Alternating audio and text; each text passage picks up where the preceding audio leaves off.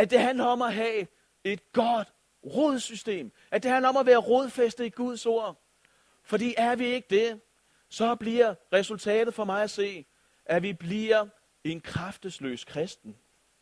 Og en kraftesløs kristen, en frugtløs kristen, ved hvad det er? Ved hvad der kendetegner en kraftesløs kristen, en frugtesløs kristen? Der er for mig at se et kendetegn, som på en særlig måde går igen. Og det kan godt misforstås, jeg skal nok prøve at forklare det lidt senere. Men jeg vil gerne have lov at sige det så skarpt som overhovedet muligt. En kraftesløs kristen, en rodløs, frugtesløs kristen, det er en bibelløs kristen. Det er et menneske, der lever med en lukket bibel. Som ikke derfra henter kraft og næring til sit kristenliv. Og ved hvad det værste ved det her er? Med at være en bibelløs bibeltro. Med at være en bibelløs kristen. Ved hvad det værste er ved det? Det er, at det smitter. Det smitter helt enormt meget, når vi er bibelløse kristne. Vi tager så enormt hurtigt farve af, hvad de andre gør. Og hvis det vi ser er, at de andre kan åbenbart godt være kristne uden at åbne deres bibel, så gør vi det heller ikke selv. Og det kan blive så enormt indgroet. Det kan blive så enormt naturligt, at vi ikke åbner vores bibel. At vi slår os til fred med sådan at være bibelløse kristne. Og jeg tænker sådan lidt, nu hvor jeg står og skal give LMU videre. Ja, jeg har jo lidt eget fornemmelse, ikke også? Og når jeg tænker på mine egne børn derhjemme sådan, det er så vigtigt for mig, at vi ikke får, det er allergi. Det er så vigtigt, at vi ikke får givet den her bibelløshed videre.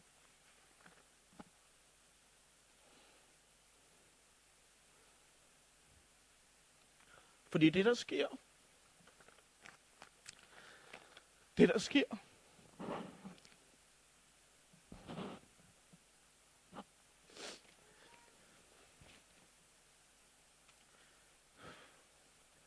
sker, hvis vi bliver bibelløse og kristne, det er jo, at vi ikke når målet.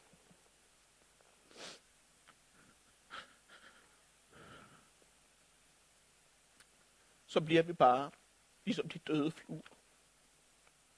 Så var vi tæt på, men vi kom ikke ind.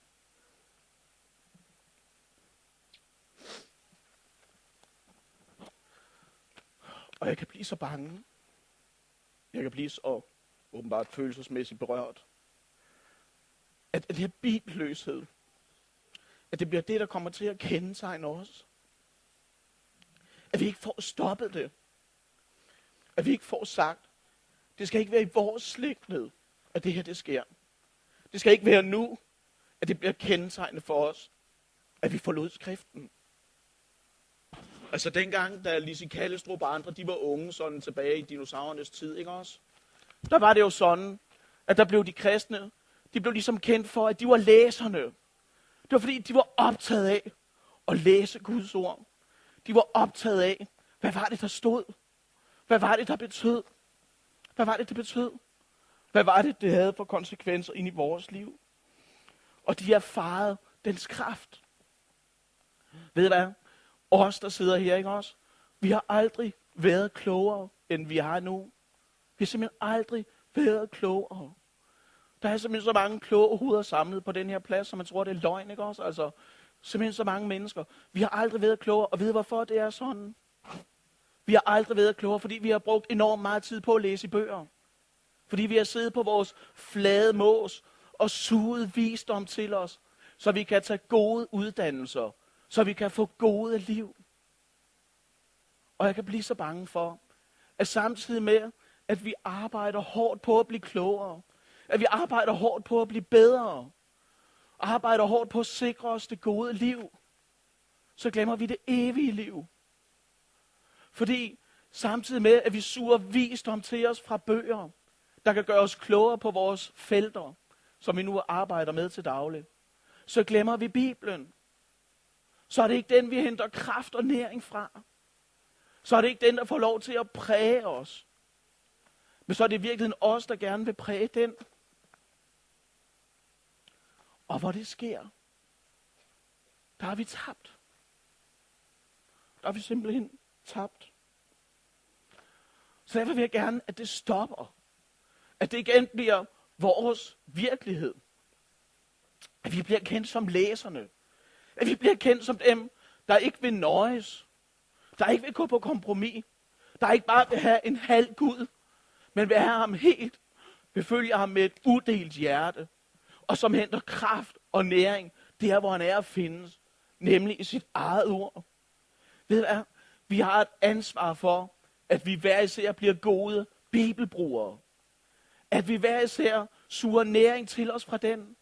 At vi ikke vil lade os nøjes. At vores samvær ikke bliver præget af en ligegyldighed over for Bibelen. Så det kun bliver noget, vi hiver frem ved særlige lejligheder, som ungdomsmøde og som bibelcamping og sådan noget. Men at det bliver noget, som kommer tilbage og får en prominent plads i vores liv. Fordi vi er klar over, at hvis vi skal sætte gode frugter, hvis vi ikke skal være sårbare over for djævelens angreb, så er det her og her alene, vi kan iføre os Guds fulde rustning. For det er ordet alene, som beskytter og bærer og fører os herfra og hjem til evigheden. Det har vi brug for at minde hinanden om, og det har vi rent faktisk brug for at omsætte i praksis. Så det bliver det, vi er kendt for. Så vi ikke kun bliver kendt for vores nejer, og det er vigtigt at sige nej. Det er vigtigt at være tydelig i kirkekampen. Det er vigtigt at få sat nogle grænser, så folk de kan lære, hvad god og sand bibelsk kristendom er. Men det må ikke være det alene, vi er kendt på. Vi skal også være kendt på, at vi lever med en åben bibel. At Guds ord får lov til at komme ind og præge og forvandle og forny os. Sådan, at vi går fra at være de bibelløse bibeltro til at være læserne. Det er sådan et stort håb og drøm for mig, at det må være det, der kommer til at kendetegne både LMU og alt muligt andet fremover. At vi holdt fast. At vi holdt ud. Fordi vi vidste, hvorfra det var, at vi skulle suge næring. I gamle dage, dengang jeg var ung, stadigvæk næsten, ikke også? Så var der jo en sang i Fællessang 2, altså den gule sangbog, som var et monsterhit, og som på mange måder var med til at forme nogle af de LMU'er, som også sidder her i dag. Det var nemlig den her sang, som havde nummer 87. Hvem vil give sit liv for en som mig? Jeg har brug for en frelser i min liv. Og ved I hvad? Det er en super god sang. Det er en fantastisk sang. Men det spørgsmål, som den stiller, det er jo ikke et spørgsmål, vi selv finder ud af at stille. Det er ikke et spørgsmål, der bare naturligt kommer til os. Det er et spørgsmål, som Guds ord alene kan føde i os. Og hvis vi ikke giver ordet lov til at komme til, så bliver de her spørgsmål, de bliver overflødige. De bliver ligegyldige. For vi tænker, det har ikke noget med os at gøre. Det er ikke noget, som har med mig at gøre, fordi vi tænker lidt, det går nok. Det er ikke så alvorligt.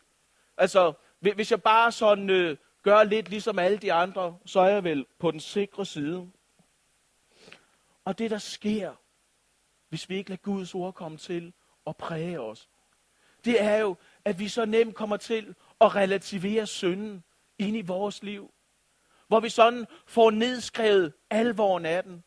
Hvor vi får nedskrevet, hvad for nogle konsekvenser det har. Fordi vi får sammenlignet os mere med de andre, end med hvad der egentlig står i Guds ord. Og der, hvor vi kommer til at nedskrive synden, der, hvor vi kommer til at relativere den, der indser vi ikke, at vi har brug for en frelser. Der indser vi ikke, at vi har brug for en, som døden går forbi. At det her ikke bare er andres problem, men det faktisk også er mit problem. At det er noget, jeg har brug for ind i mit liv. At jeg har brug for en frelser. At jeg har brug for, at der er en, der gør, at døden går mig forbi. Vi har brug for at være mennesker, der lever med en åben bibel. Så vi ikke mister proportionssansen. Så vi ikke går fejl af, hvor alvorlig synden egentlig er. At den medfører Guds dom. At vi ikke bliver immune over for det. At det ikke er bare noget, vi læner os tilbage til, i forvisning om, at vi har en ufarlig, harmløs, tandløs Gud. For det er jo ikke virkeligheden. Det er jo det, den her tekst minder os om. At vores Gud, han er også en frygtelig Gud. Han er rent faktisk også en Gud, der dømmer. Vi har brug for at blive mindet om, at vores liv skaber i forhold til Gud en regning, der har brug for at blive samlet op, og som vi ikke har en chance for at betale. Men vi er afhængige af, at der er en anden, som kan og vil. Det er derfor, det er så enormt afgørende, som vi også var sammen om i går, hvor vi var sammen om den lille Bibel, Johannes 3:16, at det er her, vi slår rod. At det er her, vi slår lejr. At det bliver her, det bliver vores livsfundament, at det bliver vores grundlag. At vi ikke skal videre herfra, men at vi simpelthen slår lejr her, fordi vi ved, at lige præcis her, der er liv og næring nok til, at jeg kan overleve. Her er liv og næring nok til, at jeg kan gå igennem den her verden og nå målet. For det er jo her, håbet er forankret. Det er jo herfra, at tilgivelsen den strømmer ud. Det er herfra, at tilgivelsen har sit udspring, nemlig i, at Gud elskede. At det ikke var en fejl, at det ikke var en tilfældighed, at jeg blev frelst, men at der var guddommelig vilje bag. At Gud ønskede det. At Gud handlede, for at jeg skulle blive reddet. Det er så enormt vigtigt, at vi ikke kommer væk fra det her. For kommer vi væk fra det, så kommer vi jo også væk fra det evige liv.